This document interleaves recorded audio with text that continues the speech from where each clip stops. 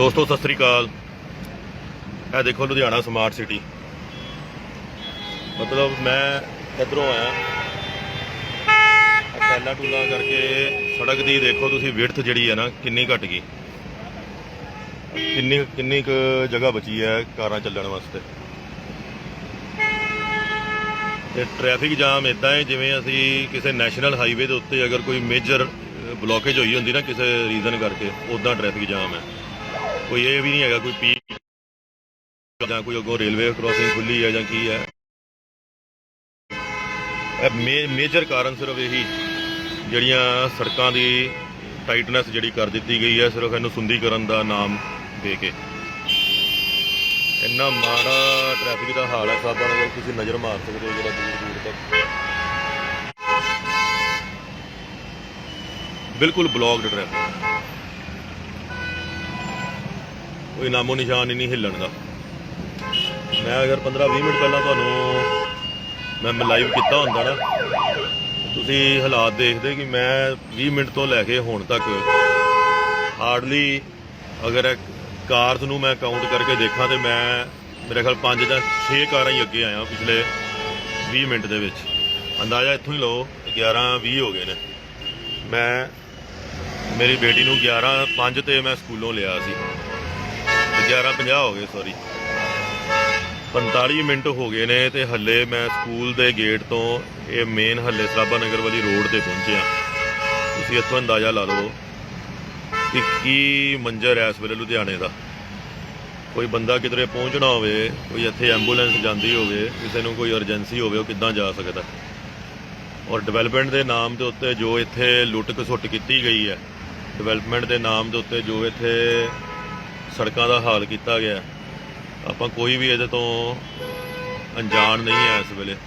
और प्रशासन ने जो अपनी वधीकी करके अपनी मनमर्जी करके दुनिया नूं तंग किया है, प्रशासन नूं की पता इत्थे परेशान कौन हो रहा।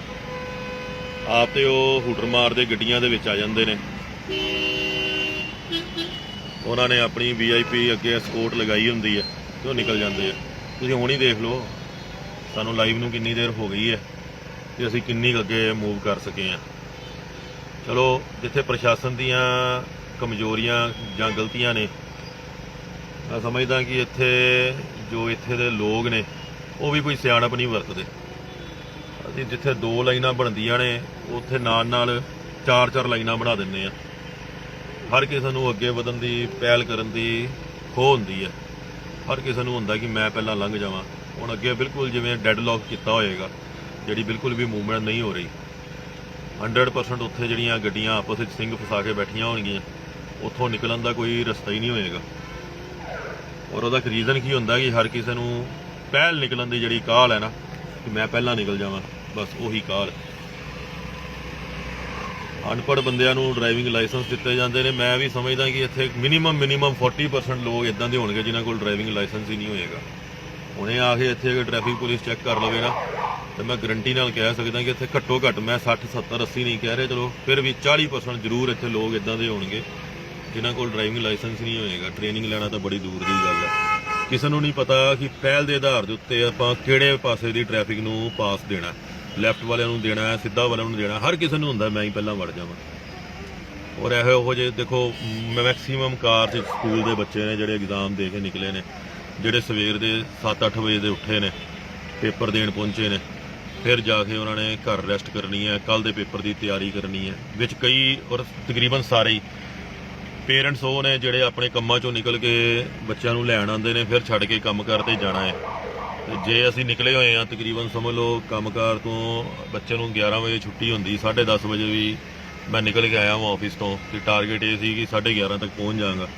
तो हले 12-12:15 इत्थे ट्रैफिक ही भज गई।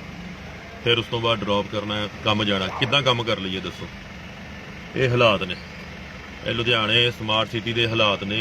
ये सरकारां दे वल्लों दिते हुए सानू तोहफे ने, जिहड़े तोहफे ने असीं कबूल किए हुए ने तोहफे। साडी आवाज़ ही है नहीं जिहड़ी उन्हां दे कन्नां तक पहुँच सके, तो वो कोई साडी आवाज़ नूं सुन के साडे जोगा काम कर देण, अपने जोगा करते हैं। और अपने जोगा ही किया होया। हाल देख लो सारी सड़क के उत्ते, मतलब इत्थे घट्टो घट्ट आराम नाल एक अद्धा पैसेज होर लंघ सकदा सी दोनों साइडां ते। हाल की किया सड़कों का। ਬਾਕੀ ਇਹ ਹੈ ਕਿ ਮੇਰੇ ਵਰਗੇ ਕਈਆਂ ਨੇ ਬੋਲ ਕੇ ਖੱਪ ਜਾਣਾ, ਮੈਂ ਅਸਰ ਕਿਸੇ ਦਾ ਕੋਈ ਨਹੀਂ ਹੋਣਾ ਜਦ ਤੱਕ ਆਵਾਮ ਦੀ ਆਵਾਜ਼ ਨਹੀਂ ਬਣਦਾ, ਇਕਜੁੱਟਤਾ ਨਾਲ ਆਵਾਜ਼ ਨਹੀਂ ਆਉਂਦੀ। ਇਹੀ ਹਾਲ ਰਹਿਣਾ, ਕੁਛ ਨਹੀਂ ਹੋ ਸਕਦਾ ਇੱਥੇ। ਜੇ ਵਾਕਈ ਕੁਛ ਚੇਂਜ ਚਾਹੁੰਦੇ ਆ ਤੇ ਸਾਰਿਆਂ ਨੂੰ ਅੱਗੇ ਆਉਣਾ ਪੈਣਾ, ਆਵਾਜ਼ ਬੁਲੰਦ ਕਰਨੀ ਪੈਣੀ, ਤਾਂ ਹੀ ਹੋਣਾ। ਖੈਰ ਪਿਛਲੀ ਸਰਕਾਰ ਨੇ ਜੋ ਕੀਤਾ ਕੁਛ ਹੀ ਦਿਨਾਂ ਦੇ ਵਿੱਚ ਨਵੀਂ ਸਰਕਾਰ ਦਾ ਜੋ ਹੈ ਉਹ ਆ ਜਾਣਾ ਰਿਜ਼ਲਟ ਕਿ ਕਿਹੜੀ ਸਰਕਾਰ ਬਣਦੀ ਹੈ। ਤੇ ਜੋ ਇਹ ਆਸ਼ੂ MLA ਨੇ ਪੁਰਾਣਾ ਇੱਥੇ ਗੰਦ ਪਾਇਆ, ਵੈਸੇ ਤੇ ਉਮੀਦ ਹੈ ਕਿ ਇਸ ਵੇਲੇ ਉਹ ਖਤਮ ਹੋ ਜਾਏਗੀ। ਜੇ ਫਿਰ ਵੀ ਦੁਬਾਰਾ ਸੱਤਾ 'ਚ ਸੇਮ ਬੰਦਾ ਆਂਦਾ ਉਹਦੇ ਕੰਨਾਂ ਤੱਕ ਗੱਲ ਜ਼ਰੂਰ ਪਹੁੰਚਾਈ ਜਾਵੇ ਕਿ ਭਾਈ ਸਾਹਿਬ ਤੁਸੀਂ ਤੇ ਉੱਚੀਆਂ ਗੱਡੀਆਂ 'ਚ ਸਕੋਟ ਗੱਡੀਆਂ 'ਚ ਹੂਟਰਾਂ ਦੇ ਨਾਲ ਤੁਸੀਂ ਲੰਘ ਜਾਣਾ। ਆਮ ਜਨਤਾ ਦੇਖੋ ਕਿੱਦਾਂ ਪਰੇਸ਼ਾਨ ਹੋ ਰਹੀ ਹੈ, ਇੱਥੇ ਆ ਕੇ ਕਦੀ ਦੇਖੋ। ਦੂਜੀ ਗੱਲ ਇਹ ਹੈ ਕਿ ਚਲੋ ਜੇ ਲੋਕ ਇਹਦਾ ਸੁਧਾਰ ਕਰਨਗੇ ਵੀ, ਪੈਸੇ ਫਿਰ ਉਹਨਾਂ ਨੇ ਉਹੀ ਚੀਜ਼ਾਂ 'ਚ ਬਣਾਉਣੇ ਨੇ। ਇੱਕ ਸਰਕਾਰ ਆਂਦੀ ਹੈ ਉਹ ਚੀਜ਼ਾਂ ਲਗਾ ਦੇਗੀ, ਦੂਜੀ ਆਏਗੀ ਉਹ ਪੱਟਣ ਦੇ ਪੈਸੇ ਲਏਗੀ, ਪੱਟ ਲਓ ਲਗਾ ਲਓ, ਪੱਟ ਲਓ ਲਗਾ ਲਓ। ਬਸ ਸਾਡੀ ਹਾਰਡ ਅਰਨਡ ਮਨੀ ਟੈਕਸਾਂ ਦੇ ਰੂਪ 'ਚ ਜਾਈ ਜਾਂਦੀ ਹੈ, ਆਪਣੇ ਬੋਝੇ ਭਰੀ ਜਾਂਦੇ ਨੇ, ਕੋਈ ਹੱਲ ਨਹੀਂ ਇੱਥੇ। ਹੁਣ ਤੁਸੀਂ ਖੁਦ ਹੀ ਦੇਖ ਲਓ ਮੈਂ ਕਦੋਂ ਤੋਂ ਲਾਈਵ ਹਾਂ ਤੇ ਕਿੰਨੇ ਮਿੰਟ ਮੈਨੂੰ ਹੋ ਗਏ ਨੇ ਤੇ ਮੈਂ ਕਿੰਨਾ ਕੁ ਅੱਗੇ ਆਇਆ। ਯਕੀਨ ਮੰਨੋ ਇੱਦਾਂ ਹੀ ਪਿਛਲੇ 25 ਮਿੰਟਾਂ 'ਚ ਵੀ ਸੀਗਾ। ਮੈਂ ਹਾਰਡਲੀ 4-5 ਗੱਡੀਆਂ ਹੀ ਅੱਗੇ ਲੰਘਿਆ ਵਾਂ। ਇਹੀ ਦੁਆ ਕਰਾਂਗਾ ਮੈਂ ਪ੍ਰਮਾਤਮਾ ਨੂੰ ਕਿ ਸਾਡੇ ਇੰਡੀਆ ਦਾ ਭਲਾ ਕਰ ਰੱਬਾ। ਹੁਣ ਇਸ ਵੇਲੇ ਇੰਡੀਆ ਨੂੰ ਤੂੰ ਹੀ ਬਚਾ ਸਕਦਾ, ਤੂੰ ਹੀ ਕੋਈ ਹੱਲ ਕਰ ਸਕਦਾ। ਰੱਬ ਨੂੰ ਹੀ ਥੱਲੇ ਉਤਰਨਾ ਪੈਣਾ, ਲੀਡਰਾਂ ਤੋਂ ਤਾਂ ਕੋਈ ਆਸ ਨਹੀਂ। ਤੇ ਬਾਕੀ ਨੌਜਵਾਨ ਪੀੜ੍ਹੀ ਅੱਗੇ ਆਓ, ਕੋਈ ਪਲੈਨਿੰਗ ਵਾਲੀ ਦਿਮਾਗ ਵਾਲੀ ਪੜ੍ਹੇ ਲਿਖੇ ਸੂਝਵਾਨ ਲੋਕ ਅੱਗੇ ਆਓ।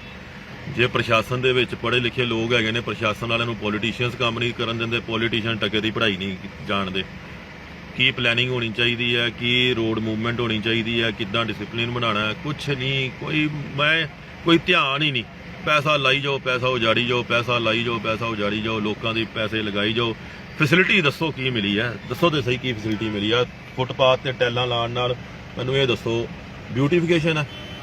ਲਾਹਨਤਾਂ, ਲੱਖ ਦੀਆਂ ਲਾਹਨਤਾਂ ਬਿਊਟੀਫਿਕੇਸ਼ਨ ਦੇ ਨਾਮ ਦੇ ਉੱਤੇ। ਦੁਨੀਆ ਖੱਜਲ ਹੋ ਰਹੀ ਹੈ ਇੱਥੇ। ਦੇਖਣੀ ਕਿੰਨੇ ਆ ਮੈਨੂੰ ਦੱਸੋ ਬਿਊਟੀਫਿਕੇਸ਼ਨ, ਕਿੰਨੇ ਦੇਖਣੀ ਹੈ? ਲੋਕੀ ਇੱਥੇ ਤੁਹਾਨੂੰ ਗਾਲਾਂ ਕੱਢ ਰਹੇ ਕਿ ਤੁਹਾਡੀ ਤਾਰੀਫ ਕਰਦੇ ਪਏ ਨੇ ਜਿਹੜੇ ਟ੍ਰੈਫਿਕ 'ਚ ਫਸੇ ਹੋਏ ਨੇ। ਔਰ ਅੱਜ ਦੀ ਗੱਲ ਥੋੜੀ ਹੈ, ਤੁਸੀਂ 12 ਮਹੀਨੇ 30 ਦਿਨ ਆ ਜਾਓ, ਜਿਹੜੇ ਮਰਜ਼ੀ ਟਾਈਮ ਆ ਜਾਓ, ਸਵੇਰੇ ਆ ਜਾਓ, ਸ਼ਾਮੀ ਆ ਜਾਓ, ਜਦੋਂ ਮਰਜ਼ੀ ਆ ਜਾਓ। ਦੱਸੋ ਤੇ ਸਹੀ ਕਦੀ ਇਹੋ ਜਿਹਾ ਸਮਾਂ ਇੱਥੇ ਮਿਲਦਾ ਜਦੋਂ ਟ੍ਰੈਫਿਕ ਨਾ ਹੋਵੇ? ਹਾਲੇ ਉਹ ਰੈੱਡ ਲਾਈਟ ਚੌਂਕ ਜਿਹਨੂੰ ਹੀਰੋ ਬੇਕਰੀ ਚੌਂਕ ਕਹਿੰਦੇ ਆ, ਉਹ ਮੇਰੇ ਹਿਸਾਬ ਨਾਲ ਘੱਟੋ ਘੱਟ ਇੱਥੋਂ 400 ਮੀਟਰ ਦੀ ਦੂਰੀ ਤੇ ਹੋਏਗਾ, ਮਿਨੀਮਮ 300 ਮੀਟਰ ਤੱਕ ਤੇ ਹੋਏਗਾ ਜੀ। ਉੱਥੇ ਪਹੁੰਚਣ ਨੂੰ ਤੁਸੀਂ ਸੋਚੋ, ਮੈਂ ਅਗਰ 11:05 ਦਾ ਗੱਡੀ 'ਚ ਬੈਠ ਕੇ ਮੈਂ ਹਾਰਡਲੀ 500 ਮੀਟਰ ਸਫ਼ਰ ਤੈਅ ਕੀਤਾ ਤੇ ਹਾਲੇ ਮੈਂ ਉੱਥੇ ਕਿੱਦਾਂ ਪਹੁੰਚਣਾ ਹੈ? ਔਰ ਸਾਰੇ ਵਿਚਾਰੇ ਫਸੇ ਹੋਏ ਆ।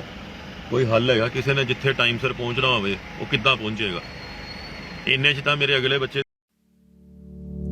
यदि आपको हमारी ये वीडियो पसंद आई तो हमारे चैनल को लाइक, शेयर और सब्सक्राइब करें।